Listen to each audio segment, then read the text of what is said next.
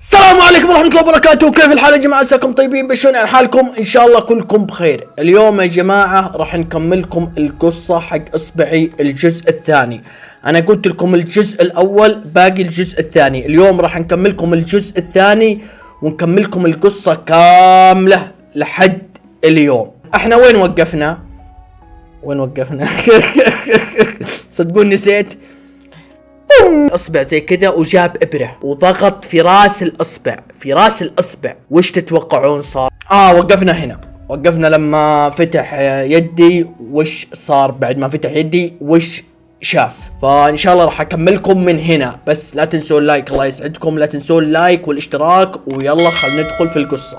يلا. طبعا هذاك اليوم لما رجعت يم الدكتور بعد المغرب فتح يدي هذه اللي انتم تشوفونها. شوفوها الان، تشوفونها يا جماعة؟ الحمد لله يعني تشافت، بس باقي الظفر.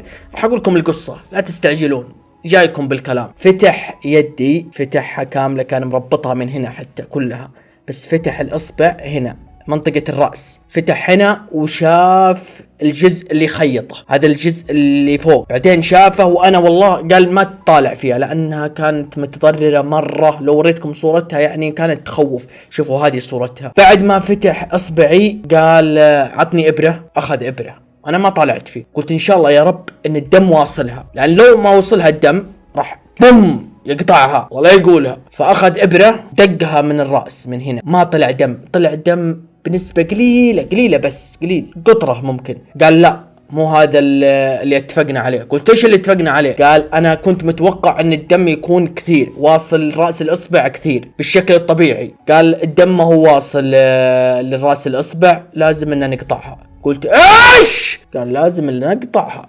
قلت لا، حل ثاني. قال اسمع، ما في حل ثاني، ندخلك يا باشا غرفة العمليات نص ساعة حتبقى زي الفل. قلت ايش؟ قال هذا الخيار اللي متاح الحين. قلت له لا لا لا لا. قال خلاص حديك فرصة. قلت ايش الفرصة؟ قال حديك فرصة ليوم الاثنين. هذاك اليوم كان يوم السبت، يوم الاثنين تجيني الصباح الساعة 8، اذا وصل هالدم ولا بوم قطع. طبعا انا قعدت والله افكر ومرتبك ولا لي خاطر في شيء. بعدين قلت له خلاص ان شاء الله ما في مشكلة، بنتحمل لين يوم الاثنين. طلعت من المستشفى وعصبت يدي بالشاش وطلعت.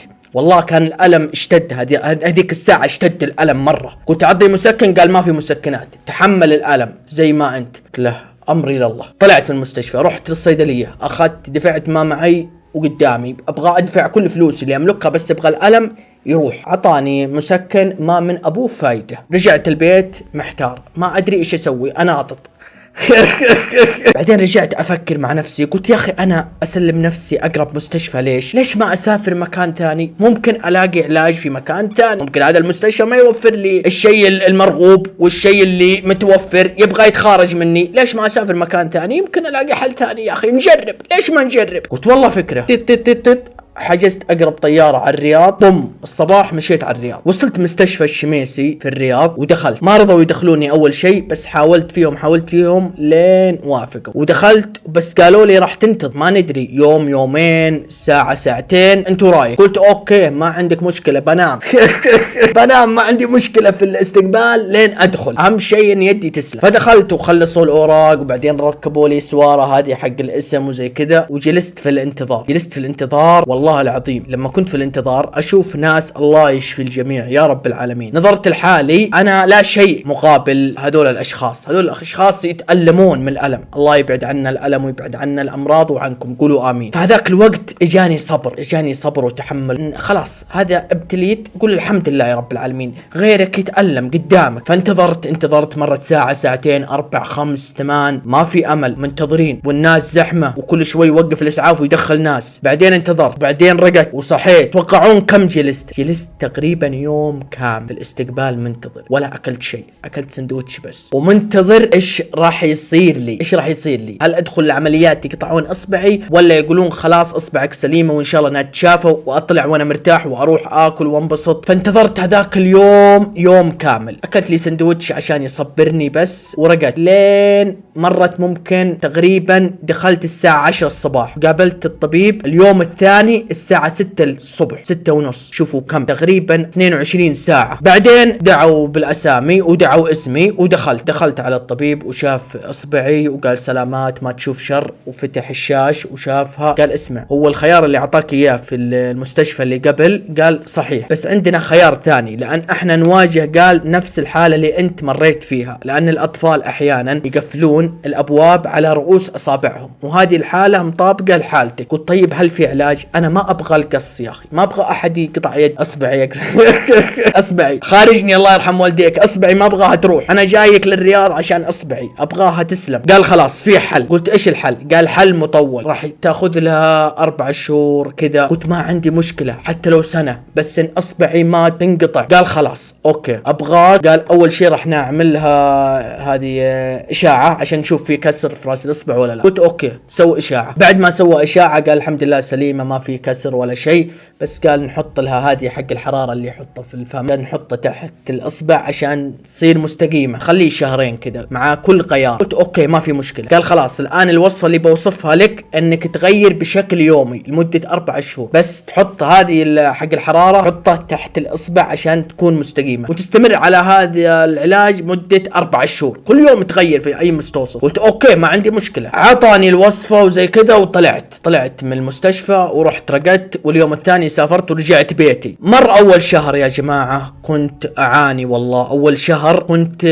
الالم كان يقل بشكل متدرج، يعني يقل. مرت 25 يوم خلاص بوم انتهى الالم، اللهم لك الحمد، راح الالم مرة، ما عاد صرت احس بشيء، وصرت اغير لها، ولما اغيرها كانت توجعني بس تحملت. ومرت اول شهرين، طبعا اول شهرين بعد ما مرت طاح الطفر كان اصلا نازل اصلا من الاساس، طاح الطفر مع التغيير، طاح الطفر. بعد ما طاح الطفر قلت ان شاء الله يا رب ان هذا السواد، كانت سوداء، شوفوا الصورة انتم، شوفوا الصورة واحكم. السواد هذا ايش صار له مع الغسيل؟ سبحان الله، هذا رحمة من رب العالمين. هذا السواد اللي موجود في راس الاصبع تقرش لين طلع مع الغسيل، وطلع تحته لحم حي احمر، يعني حي. فاستمريت على التغيير مدة شهرين بعد ما طاح السواد هذا اللي في راس الاصبع وطاح الطفر، استمريت شهرين زيادة. بعدين طلع الطفر طلع، بس طلع ما هو بشكل صحيح، طلع متعوج كذا. بعدين ايش صار؟ طامة ايش صار بعدين؟ ايش صار؟ انا فكرت هذاك اليوم اني خلاص اصبعي رجعت زي ما كانت، يبغى لها بس تمارين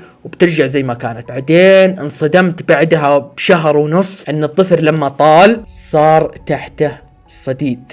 الله يكرمكم، شوفوا الصورة هذه، انتفخت يدي من هنا وصار تحت الطفر صديد. رحت المستشفى اللي رحت له أول مرة، قالوا لي نفس الموال، راح نشلك الطفر وننظف، وإذا ما فاد بوم قطع. قلت لا. سافرت طلعت على نجران. بعد ما جيت نجران اكشفوا وقالوا راح نسوي لك عملية عشان نزيل الصديد هذا الله يكرمكم من تحت الطفر. قلت اوكي. طلعت على نجران، اعطوني موعد وزي كذا ودخلت العمليات. بعدين شافوا الطفر وقالوا لازم ان نرفع الطفر، نرفعه بدون ما نزيله. قلت اوكي، اهم شيء انكم يعني تزيلون هذا الشيء وترجع الاصبع زي ما كانت بدون قط. كل اللي كان همني ان اصبعي ما تنقطع.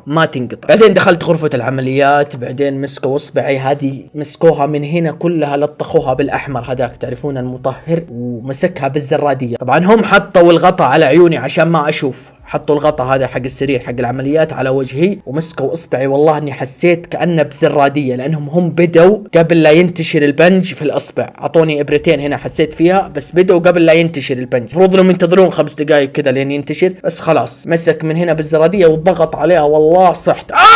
بعدين لما انتشر البنج ما حسيت، بس حسيت براس الزرادية. لما اشتغل البنج بعدين خلاص اشتغلوا على كيفهم، طلعوا الصديد الله يكرمكم. بعدين بقى الطفر قالوا ما راح نزيله، نخليه يحمي راس الاصبع وبنشوف بعد اسبوعين، تعالنا بعد اسبوعين. قلت اوكي بجيكم بعد اسبوعين. وجيت بعد اسبوعين، اكشفوا على راس الاصبع، ضغطت الطبيبة، طلع شوي صديد نسبة بسيطة. قالوا تعالنا بعد 3 ايام نشوف هل باقي صديد ولا وقف. قلت يا رب انه يوقف ونتخارج ونخلص من هذا الشيء. اجيت بعد 3 ايام وقالوا بنزيل الطفر عشان نشوف في شيء تحته ولا لا. قلت لا تزيله. قال بنزيله. مسك بالزرادية في راس الطفر وعلى طول رفعها فوق، لان الظفر خلاص ميت، لان تحته صديد خلاص يموت الظفر اصلا ما يمسك في اللحم. فرفع الظفر فوق وعلى طول سحبه كذا على طول طلع. بقت الاصبع بدون ظفر زي ما انتم شايفين، شوفوا بدون ظفر. الان مرت على العمليه شهرين ويقولون الظفر بيرجع. شوفوا يا جماعه، تشوفون، اللهم لك الحمد، يعني سلمت اصبعي، يا رب لك الحمد.